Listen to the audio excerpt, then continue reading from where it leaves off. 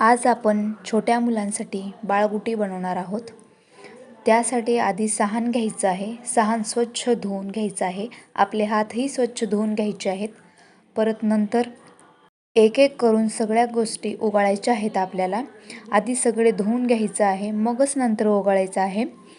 जायफळ, मायफळ, मुरुड शेंग, हळदकुंड, वेखंड, ज्येष्ठ मध, सुंठ, डिकेमली, जर्दाळू, ड्रायफ्रूट्स घ्यायचे आहेत। नंतर काजू, खारीक, बदाम, पिस्ता, अंजीर आणि खारीकच्या बदली मी खजूर घेतलेला आहे आणि आप्पू हे सगळं घेऊन उगाळायचं आहे।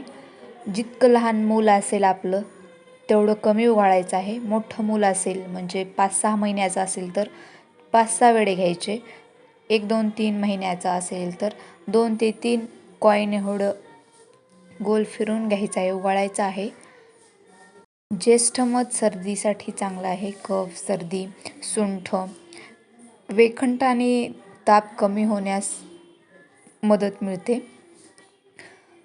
सुकामेव्याने आपल्या बाळाची तब्येत थोडीशी ठीक होते, चांगली होते आणि जास्त प्रमाणात जायफळ घालायचं नाही, त्यामुळे बाळाला खूप झोप येते। 1 ते 2 वेळे खूप झाले बाळासाठी आणि आप्पूही जास्त नाही घालायचं, कारण त्याच्यामुळे बाळ खूप झोपते। आपलं जर बाळ जास्तच किरकिर करत असेल, झोपत नसेल, तरच 1 ते 2 वेळे वाढवायचे आहेत जायफळाचे आणि आप्पूचे। आणि आता मी बदाम उगाळत आहे। बाकीचं सगळं झालेलं आहे।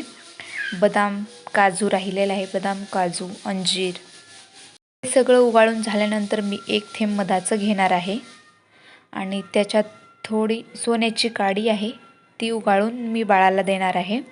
त्याच्याने पण स्मरणशक्ती वाढते आणि बाळाला दीर्घायुष्य लाभते। मी हे सगळं बालाजी तांबे या पुस्तकातून वाचलेलं आहे, तिथं बघूनच मी हे सगळं साहित्य आणलेलं आहे।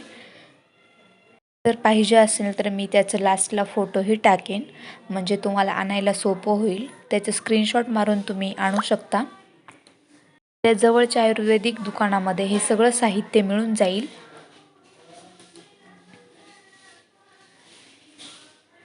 आणि तसं तर उगळण्यासाठी आईचं दूध वापरायचं।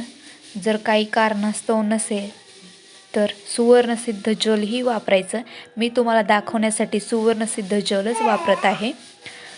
सुवर्णसिद्ध जल कसं तयार करायचं? 1 लिटर पाण्यामध्ये आपल्याकडे जे सोन्याचं म्हणजे 24 कॅरेटचं सोनं असेल ना, ते टाकायचं आणि 1 लिटरचं पाणी अर्धा लिटर होईपर्यंत त्याला उकळायचं, मग ते सुवर्णसिद्ध जल होतं आहे। मग तेच वापरायचं आपण। जर आपल्याकडे कारणास्तव दूध अवेलेबल नसेल तर सुवर्णसिद्ध जलही वापरतात। तसं तर तेही खूप छान असतं सुवर्णसिद्ध जल। 6 महिन्याच्या नंतरही चालतंच, कारण 6 महिन्याच्या नंतर आपण पाणी देतोच बाळाला। ते पाणी देण्याऐवजी आपण सुवर्णसिद्ध जल द्यायचं।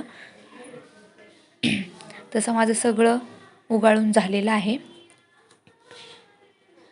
मी आता फक्त माझं मध आणि सोनं थोडं उगाळायचं राहिलेलं आहे। अशी माझी बाळगुटी बनून झालेली आहे। आता फक्त लास्ट उरलेला आहे।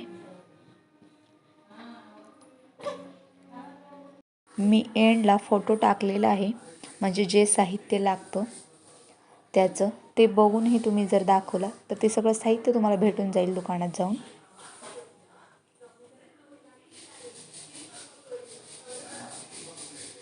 आपले गुटी बनवून झालेलं आहे। आपण आता ते मध हे करून घ्यायचं, उगाळून घ्यायचं आहे।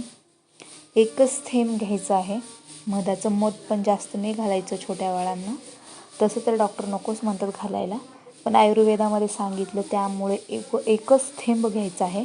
आणि माझ्याकडे छोटीशी काडी आहे जे की मी उगाळण्यासाठी ठेवलेली आहे, ते उगाळून मी टाकत आहे।